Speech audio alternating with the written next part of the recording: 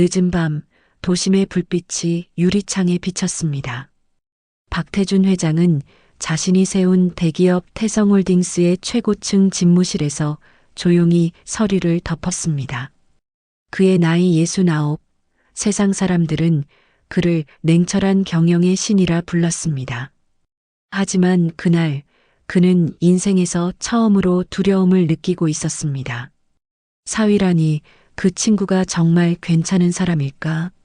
박 회장은 혼잣말을 중얼거리며 창밖을 바라봤습니다. 딸 태희가 결혼을 앞두고 있었습니다. 상대는 평범한 중소기업 직원, 이름은 이정우. 학벌도 집안도 그다지 내세울 것 없는 청년이었죠. 하지만 딸의 눈빛은 단단했습니다. 아빠, 그 사람은 진심이에요. 그 말에 박 회장은 아무 대답도 하지 않았습니다. 며칠 후 그는 한 가지 결심을 합니다. 직접 그 남자를 시험해 보기로 말이죠. 안녕하세요.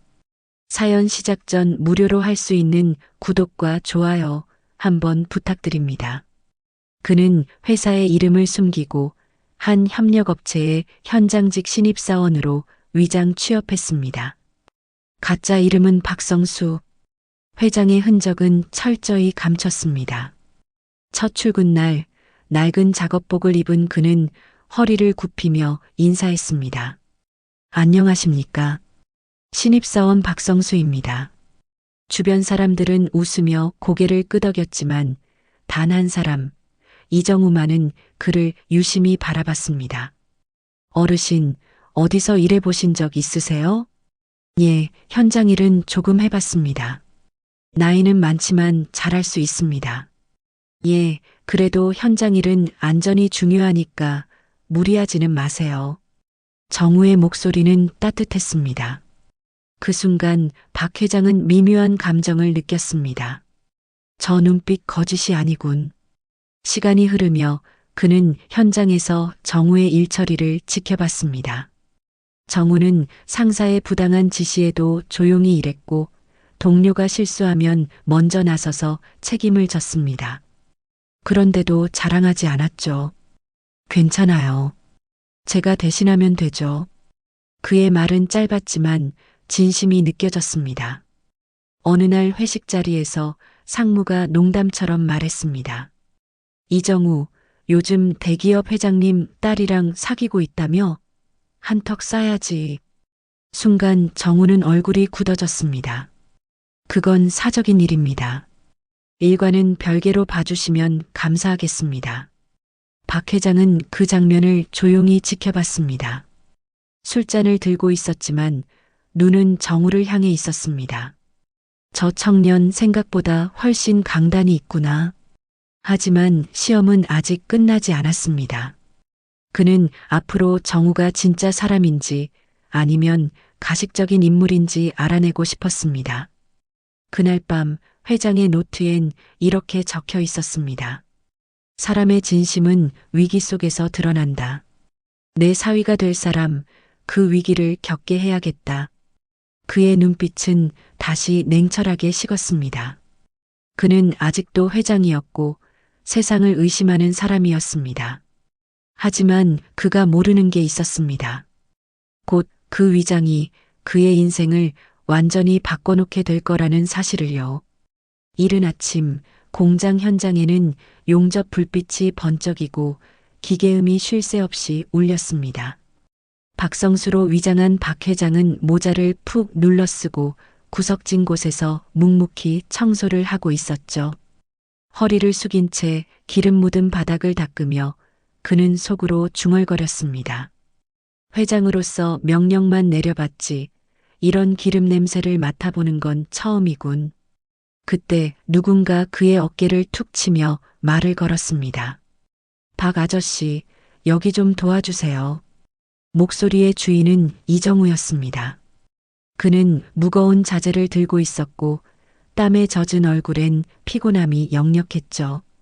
이게 많이 무거운데 혼자 하려면 힘들어서요. 같이 좀 옮깁시다. 알겠어요. 여기 들면 될까요? 내가 나이가 좀 있어서 도움이 되려나?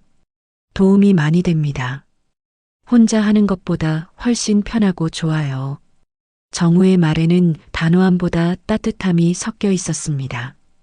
박 회장은 그제야 몸을 일으켰습니다. 그 순간 마음속 깊은 곳에서 이상한 울림이 일었죠. 점심시간 구내식당 한쪽 구석에 앉은 두 사람. 박 회장은 조용히 밥을 먹으며 정우를 관찰했습니다.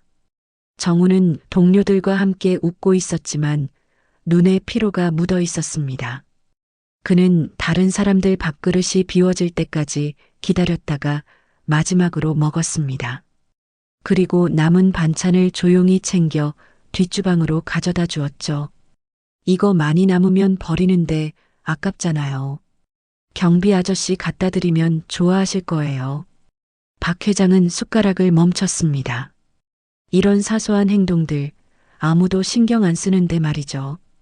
그는 정우를 평가하러 왔지만 이상하게도 그에게서 무언가를 배우고 있었습니다. 사람의 따뜻함이라는 건 돈이나 명함으로는 가질 수 없는 거라는 거요. 며칠 후 첫 번째 시험이 다가왔습니다. 박 회장은 일부러 설비 점검표에 사소한 오류를 남겼습니다. 현장 안전에 영향을 줄 수 있는 미세한 오차였죠. 정우가 그걸 발견할지 지켜보기 위함이었습니다. 다음 날 정우는 점검표를 꼼꼼히 살펴보다가 미간을 찌푸렸습니다. 이 수치가 이상하네요. 기준값보다 0.3이 높아요. 그는 즉시 작업을 중단시키고 상사에게 보고했습니다. 하지만 상사는 귀찮다는 듯 말했죠. 그 정도면 괜찮아. 일정이 더 급하잖아. 정우는 잠시 망설였지만 고개를 저었습니다. 아닙니다.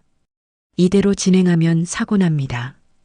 결국 그는 직접 팀원들에게 작업 중지를 지시했습니다. 박 회장은 멀리서 그 모습을 지켜보며 고개를 끄덕였죠.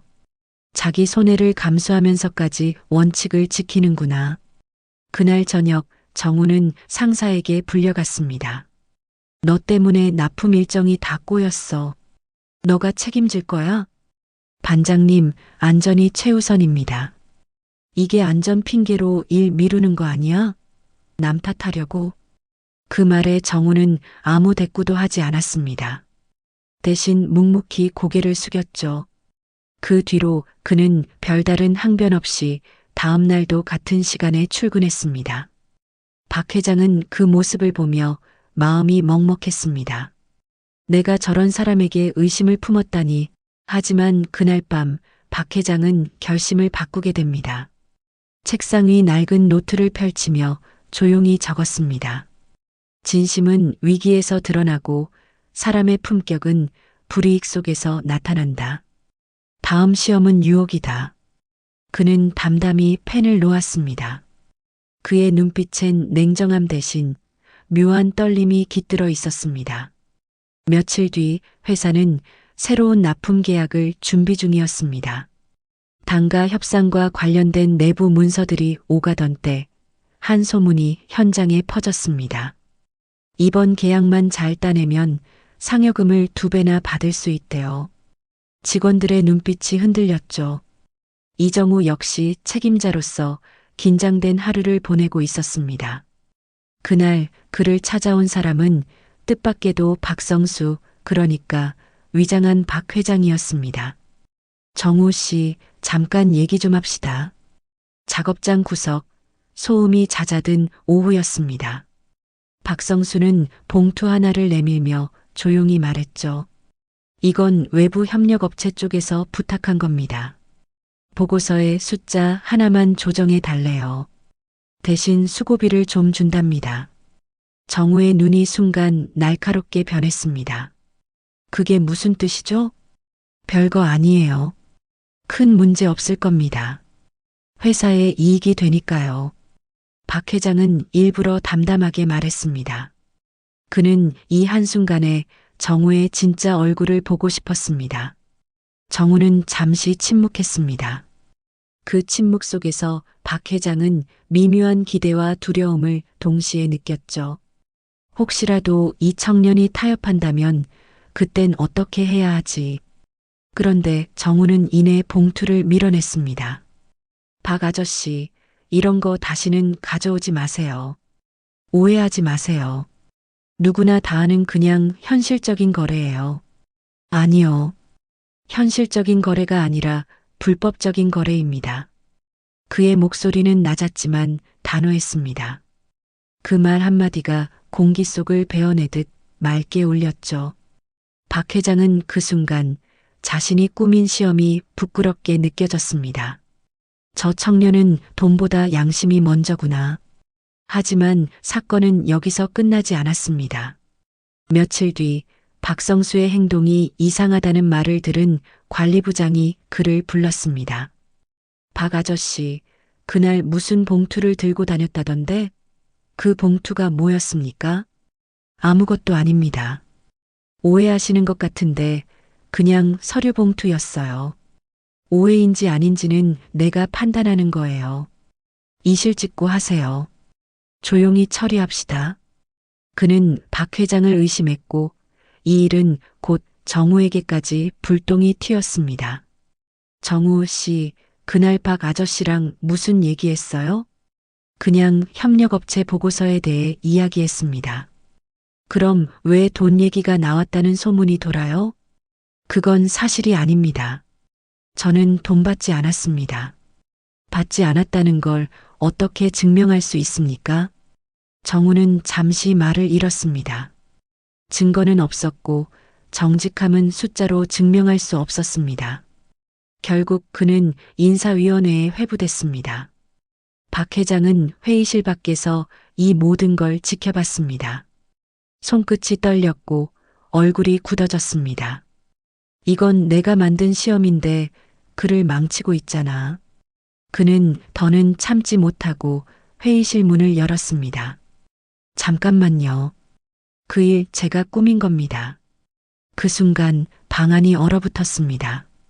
모두가 놀란 눈으로 노인을 바라봤습니다. 정우가 입을 열었습니다. 박 아저씨 왜 그런 짓을 하셨습니까? 박 회장은 고개를 숙였습니다.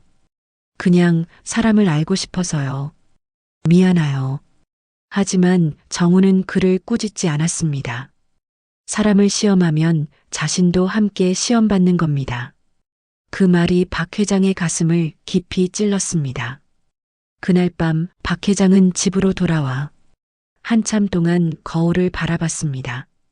주름진 얼굴 속에는 권위가 아닌 후회가 자리하고 있었습니다. 나는 평생 남을 평가하며 살았구나. 그런데 정작 내 자신은 한 번도 돌아보지 않았어. 그는 서랍을 열어 명함을 꺼냈습니다. 태성홀딩스 회장 박태준. 그 이름이 낯설게 느껴졌습니다. 그는 조용히 명함을 찢으며 중얼거렸습니다. 이제부터는 사람으로 그를 만나야겠군. 그리고 그의 진짜 변화가 시작되었습니다. 그날 이후 박 회장은 사표를 내고 회사를 떠났습니다. 정우는 억울한 누명은 벗었지만 여전히 마음 한구석이 씁쓸했죠.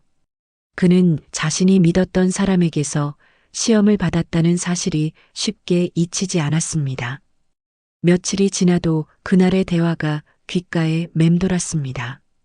사람을 시험하면 자신도 함께 시험받는 겁니다. 그 말은 단순한 꾸짖음이 아니라 삶의 방향을 흔드는 울림이었죠.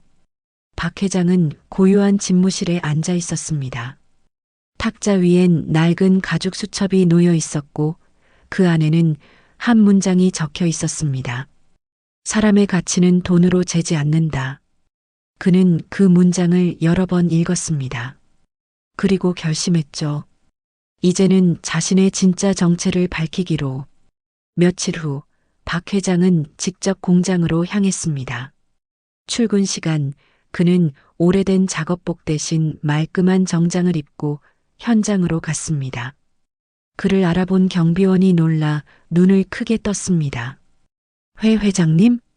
쉿, 오늘은 그냥 나 박태준으로 왔어요. 공장 안으로 들어서자 모두가 일손을 멈추고 그를 바라봤습니다.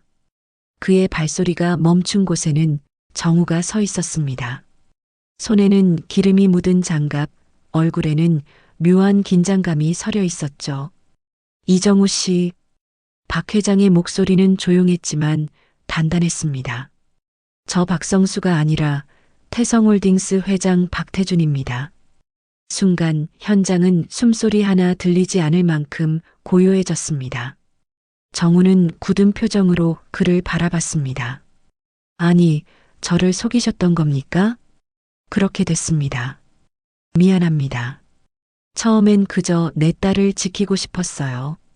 박 회장은 잠시 말을 멈추고 고개를 숙였습니다. 하지만 그게 오만이었죠. 나는 당신에게 배우고 있습니다. 정우는 대답하지 않았습니다. 대신 장갑을 벗어 손을 털며 천천히 말했습니다.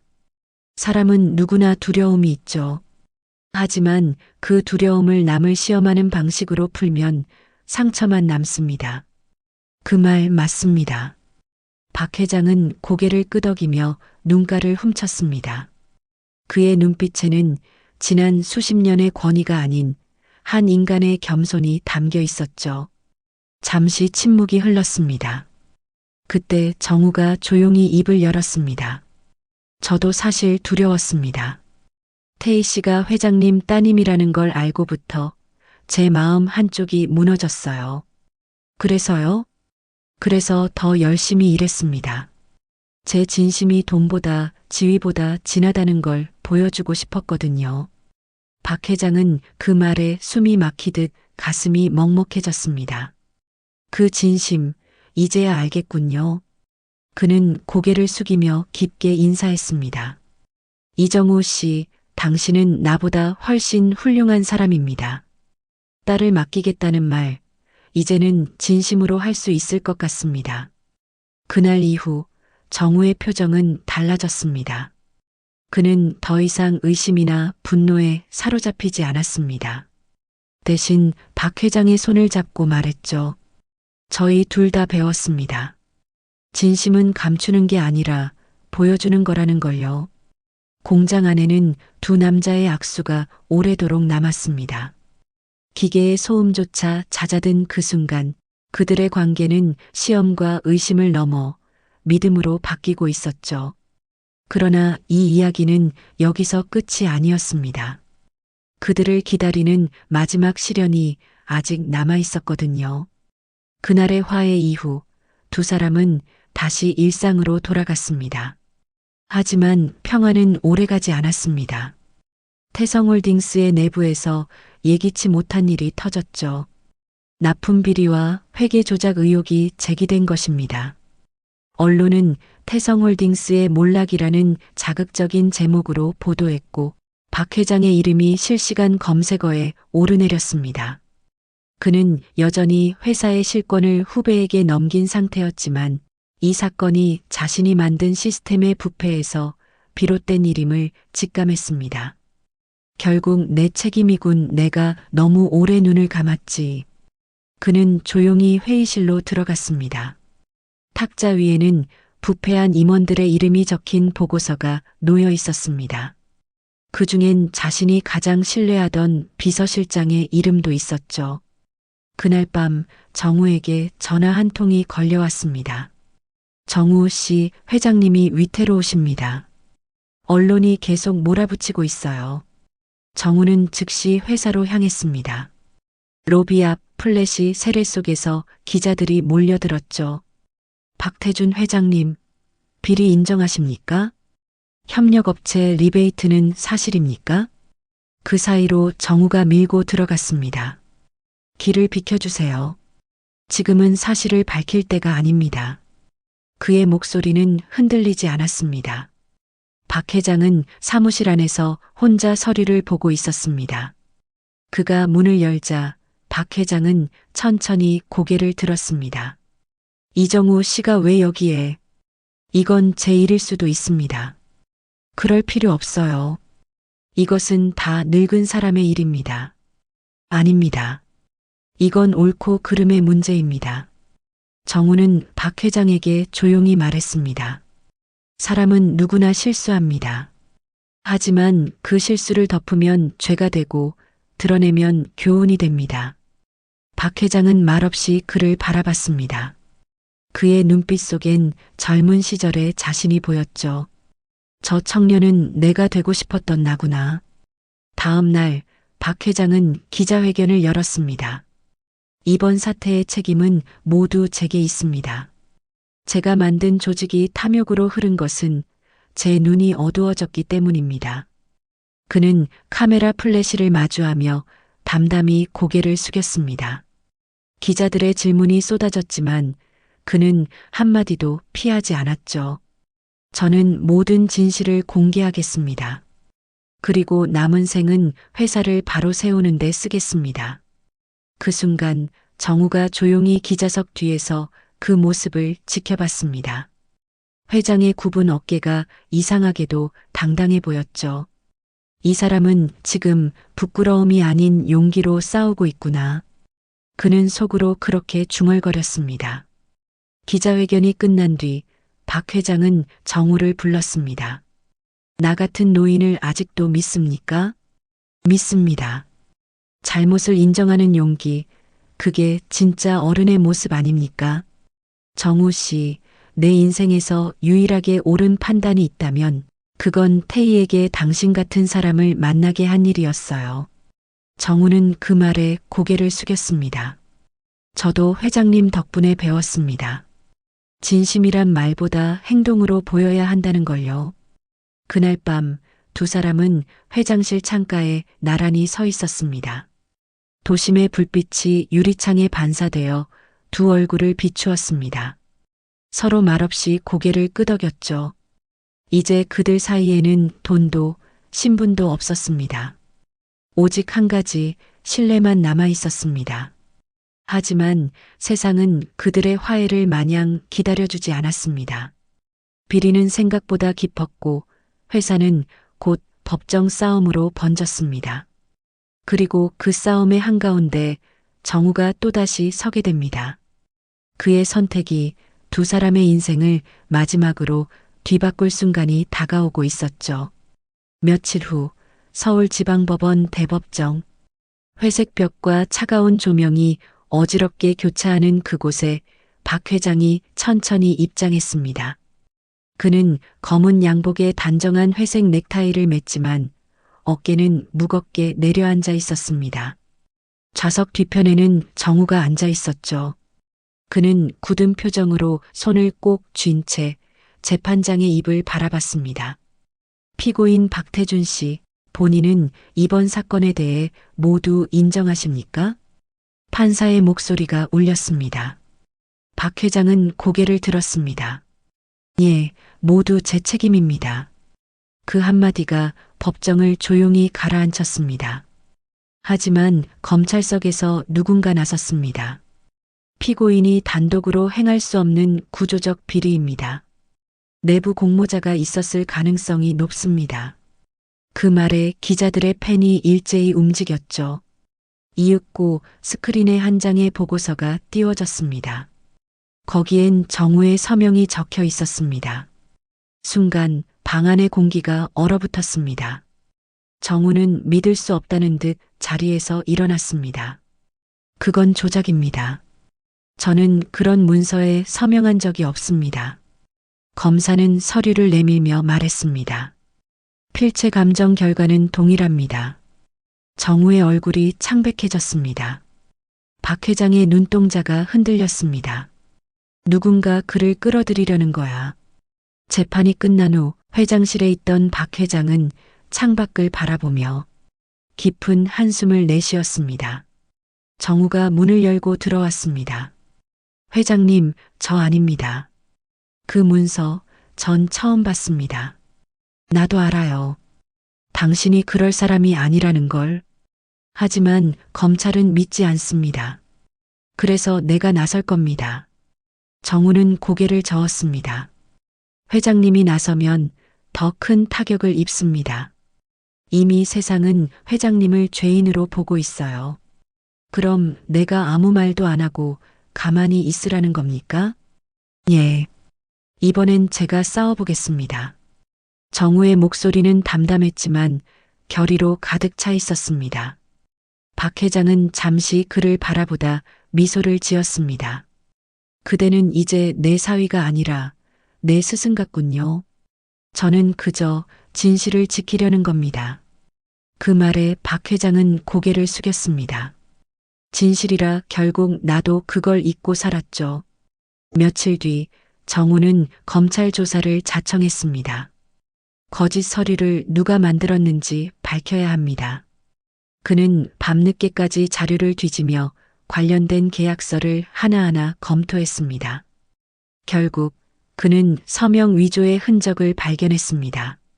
날짜가 조작되어 있었고 그 문서는 박 회장의 비서가 결제했던 것이었습니다. 정우는 즉시 증거를 제출했습니다.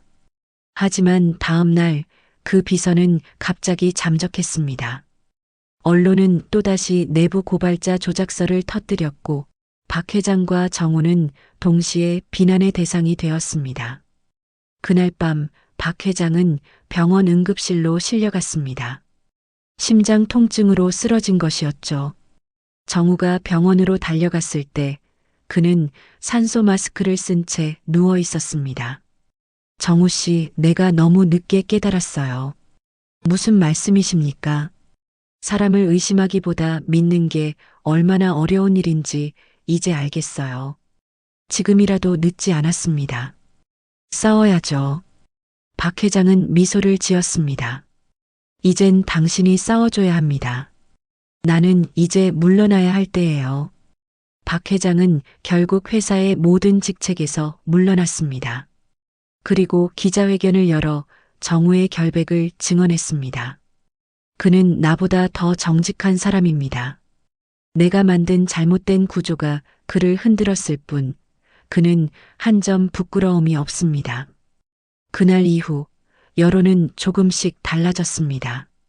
하지만 상처는 깊었고 회장의 이름은 여전히 세간의 논란에 남아 있었죠. 법정의 문이 닫히던 마지막 순간 박 회장은 뒤를 돌아 정우를 바라봤습니다. 정우 씨, 세상은 돈으로 사람을 보지만 나는 당신을 통해 사람이 무엇인지 배웠습니다. 정우는 조용히 고개를 숙였습니다. 그 한마디가 인생 전체의 고백처럼 들렸습니다. 그러나 이야기는 아직 끝나지 않았습니다. 모든 것이 잠잠해질 즈음 박 회장의 손에 한 통의 편지가 도착했습니다. 그 안에는 낯선 문장 하나가 적혀 있었습니다. 당신의 위장은 끝났지만 누군가의 복수는 아직 끝나지 않았습니다. 그리고 새로운 폭풍이 다가오고 있었습니다. 그날 밤 박 회장은 거실 소파에 홀로 앉아 있었습니다. 탁자 위에는 편지가 한 통 놓여 있었죠. 복수는 아직 끝나지 않았다. 그 문장을 읽는 순간 오래된 싸늘한 직감이 되살아났습니다. 그는 곧장 전화를 걸었습니다. 정우 씨, 조심해야 합니다. 누군가 아직 우리를 노리고 있어요. 무슨 말씀이십니까?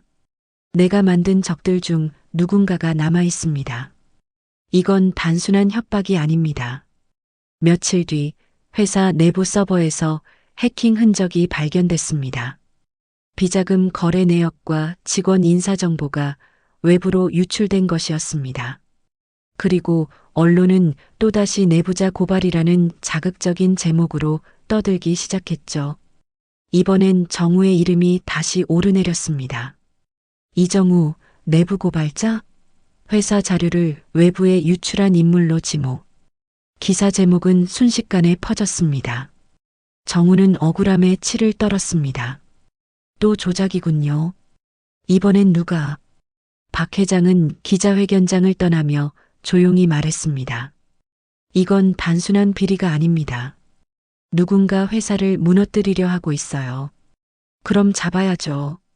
잡을 수 있겠습니까? 정우는 고개를 들었습니다. 저는 이미 세상에게 죄인으로 불렸습니다. 2번은 참을 수 없습니다. 며칠간의 추적 끝에 진실은 드러났습니다. 유출의 배우는 박 회장의 옛 비서이자 회사의 재무 담당 이사였습니다. 그는 회장 퇴진 이후 외국계 펀드와 손을 잡고 회사를 인수하려는 계획을 꾸미고 있었죠. 정우와 박 회장은 증거를 모아 검찰에 제출했습니다. 결정적인 순간 법정에서 정우가 증언대에 섰습니다. 저는 이 회사의 사위이기 전에 한 명의 직원이었습니다. 저는 회장님의 잘못도 제 억울함도 모두 인정합니다. 하지만 탐욕으로 회사를 무너뜨리는 자들을 용서할 수 없습니다. 법정안이 술렁였고 판사는 고개를 끄덕였습니다. 결국 모든 조작의 실체가 드러나며 회사를 가까스로 구해냈습니다. 언론은 이번엔 정우를 양심의 증인이라 불렀죠. 재판이 끝난 뒤 병원에 누워있던 박 회장은 뉴스 화면을 조용히 바라봤습니다. 정우가 플래시 세례를 받으며 인터뷰를 하는 모습이 나왔습니다. 저는 정의로운 회장을 믿었습니다. 그 믿음이 회사를 살렸습니다. 박 회장은 미소를 지었습니다. 이젠 내가 그를 시험한 게 아니라 그가 나를 구한 셈이군. 그의 목소리는 약했지만 표정은 편안했습니다. 며칠 뒤 정우는 새로 임명된 경영진과 함께 회사를 다시 세우고 있었습니다. 그는 책상 위에 놓인 낡은 수첩을 펼쳤습니다.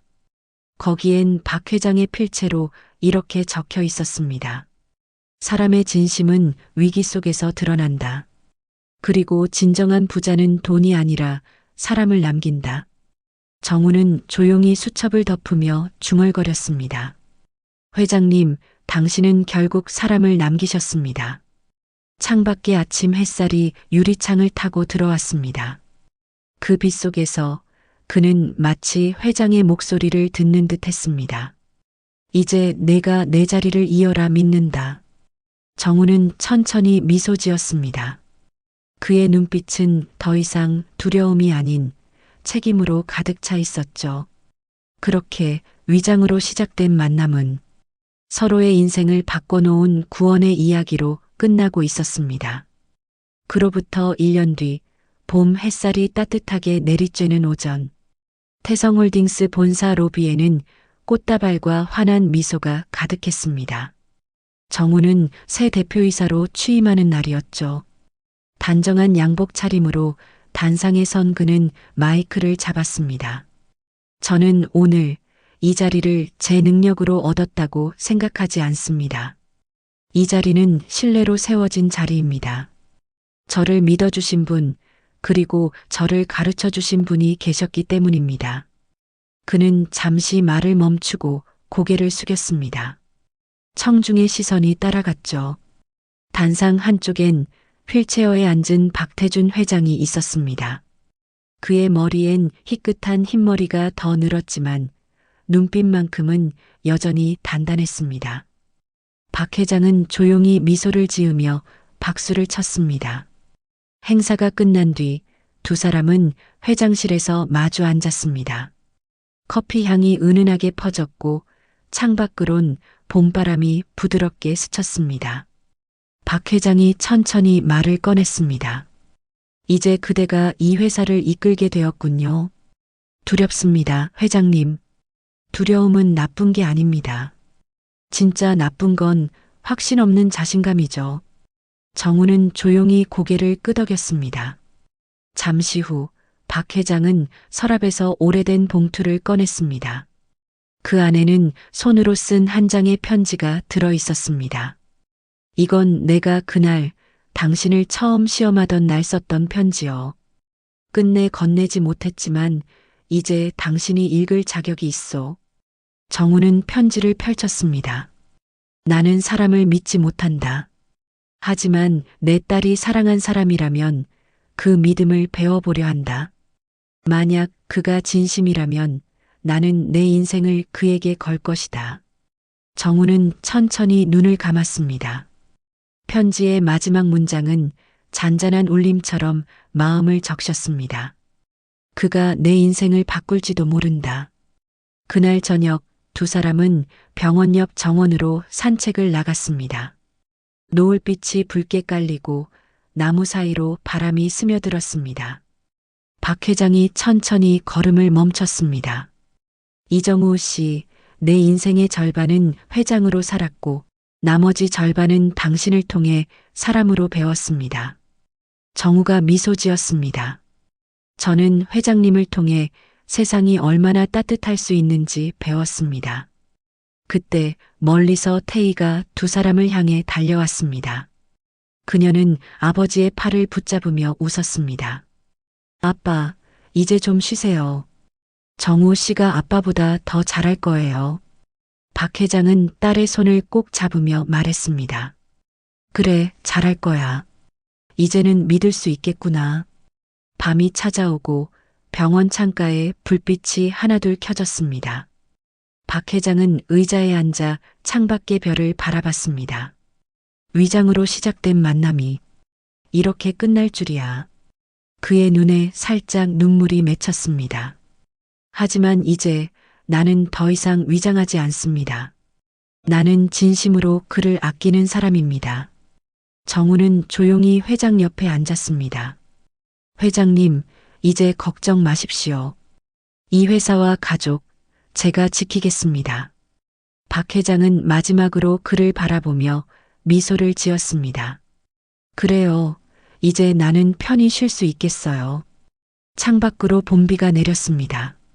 그 빗방울이 유리창을 타고 흘러내리며 마치 두 사람의 이야기를 닦아주는 듯 했습니다. 며칠 뒤 박 회장은 조용히 세상을 떠났습니다. 그의 장례식에는 수많은 직원들이 찾아와 꽃을 놓고 인사했습니다. 정우는 흰 국화를 들고 고개를 숙였습니다. 회장님, 이제 제 차례입니다. 당신이 남긴 신뢰를 세상에 증명하겠습니다.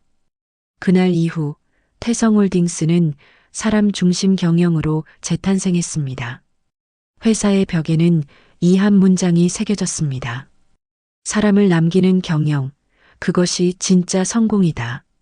그리고 어느 봄날 오후 정우는 창가에 앉아 커피를 마시며 노트를 펼쳤습니다. 맨 첫 줄에 이렇게 적었습니다. 거액의 자산가가 사위를 시험하려고 위장으로 취업했다. 그런데 그 남자가 그의 인생을 바꿨다. 그는 펜을 내려놓으며 미소 지었습니다. 그 이야기는 이제 단순한 회고가 아니라 한 인간의 인생의 증명이 되어 있었습니다. 끝까지 시청해주신 여러분 감사합니다. 더 좋은 영상을 만들기 위해 최선을 다하겠습니다. 혹시 조언해 주실 내용을 댓글로 남겨주시면 참고하겠습니다. 감사합니다.